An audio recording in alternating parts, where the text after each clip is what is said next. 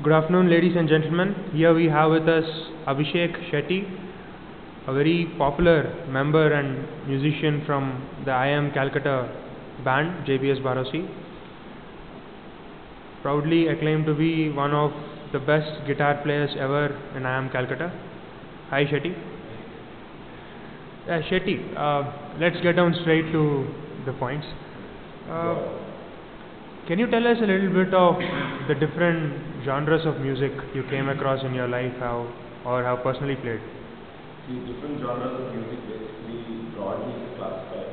You have classical, you have rock, you have pop, maybe, and so on. And the number of genres is really increasing, basically recommends. And even under rock, you have different genres like alternative rock, punk rock, psychedelic rock, and so on. And you have metal, of course. Under metal, you have heavy metal, death metal, power metal, speed metal, thrash metal, and so on. So basically, it's like subdividing and dividing into specific particular types of music which people do. What exactly is metal, and what exactly is heavy in heavy metal?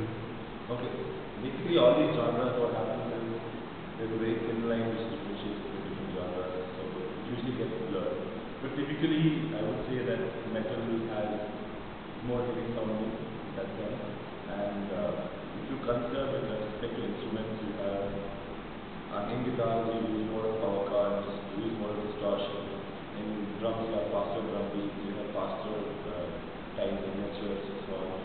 So basically the whole sound which the whole metal as a genre creates is much more heavier, much more industrial, and more there's a lot of power being introduced which is being created. So that's the essence of metal. So what's heavy about metal is obviously the whole sound. The whole sound is concerned with the distortion, it's just the drums, it's just the bass beat, it's the power chords, the guitars. That's what it is. Pretty metal. So is it true that by what you say, metal promotes attributes such as machismo, narcissism, etc.? It depends from people to people actually. Typically how it happens is people embrace metal somewhere in their early teens, around 18 to 20.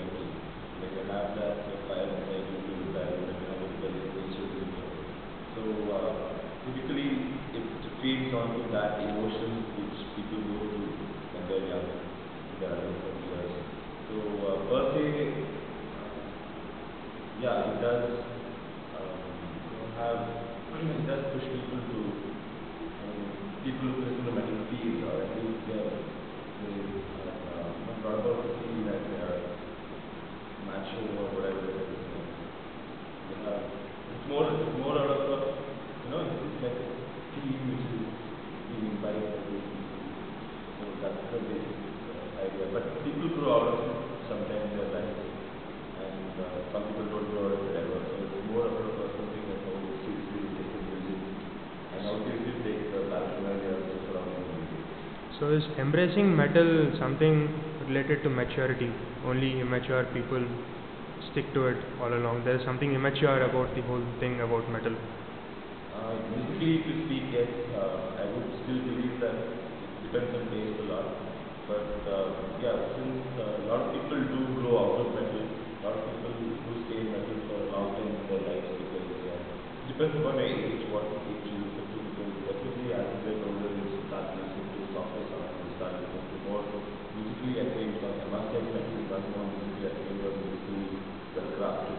So what I'm saying is it's raw, the power, the raw power which comes from metal is something which you can really embrace and really feel it when you're in your early 20s or your late teens and so on. So that's the true period where you become a real true metal fan. Okay, Abhishek, you yourself play metal and play it well. What are your influences in drawing you towards metal and the electric guitar? Let me start with my influences in music. Initially, I was into Carnatic music, so what happened eventually is you move away from that. I think everybody in their 8, 9, 10, something like the period in which I lived was such that around 95, 96, 97, we had these pop bands and boys and so on, which everybody listened to. But slowly the graduation from that happened to psychedelic rock, happened to rock. started with that, and there was the rock, then slowly started getting heavier, and then went into colleges, before college, and then as well. Started with metal bands. Almost every person who listens to metal starts with these three bands: Black Sabbath, Metallica, Maiden, Negative. These four bands actually. So everybody starts off with that, and then slowly after 2-3 years, you hear the same song, you get used to it, and then you explore further into metal. You get into Slayer, you get into Dream Theater is not typically metal, okay. You get into Slayer, you get into Opeth, you get into so on. So basically, you get into further genres of metal like melodic metal and Children of Bodom and so on. So basically, this has been my interest with metal as such. Not that I listen only purely to metal as of now, but at least it does play a large part in my playlist actually. And what are your thoughts on the state of metal in the music world today? Metal music as such. What happens? Metal music has hit its peak actually somewhere around 2000 maybe. I'm not talking about bands per se, but following.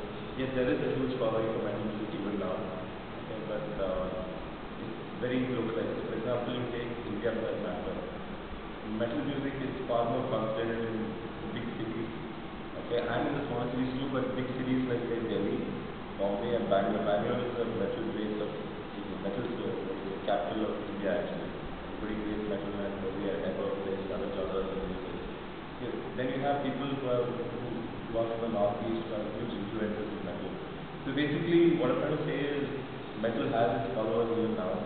Metal, but I'm not saying it's going to decline, but it's kind of hit a plateau. Okay, because typically the metal bands of the 80s and the 90s have literally exhausted the kind of music which people generally listen to. So the newer bands have experimented far more in terms of speed, in terms of power, in terms of different patterns, progressions, and structures of the song. There is however a problem with metal as of now. Everybody just trying to play faster and faster, and they have lost the melodic sense, the melodic language, which typically has defined metal for a long period of time. So I believe that metal has its good things and has bad things, and there is still a future for metal.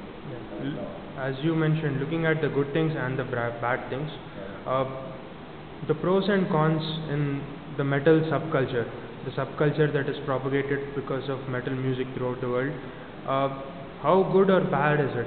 I mean, many people would not identify with the type of clothing or the type of music or the meaning of the lyrics, etc. What is your take on that?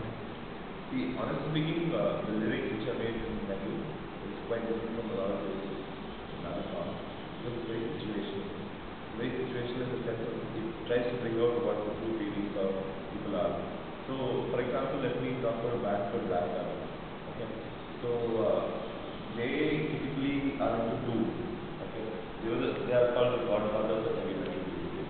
So, they do not write complex songs. They do not take very long time to think those lyrics. Just what they felt at the time of life, they just wrote that lyrics. People can identify with these lyrics songs. That's what I believe. The emotions which they feel. But as you see nowadays, that a lot of record companies are making merchandising of metal products, and that per se is more of a business idea rather than what metal promotes. Okay, obviously metal promotes a huge fan culture. It asks you to be loyal to metal, and it basically makes you embrace what the band is doing, what the other people who play the music are doing. I mean, like maybe whether gauntlets or whether it is I don't know, all the black leather spike jackets. Yeah. I mean, as you can see, you go to any pub, you go to any place, everybody is wearing black, and I think black has been the true color of black and red and all that. The true color of metal. So yes, merchandising per se has been truly driven only by the business sense. It's not bad in a way, because I wouldn't say merchandising is bad at all, but I think people should not take it a little too far. And it's more of a age thing. I mean, I'm sure people at the age of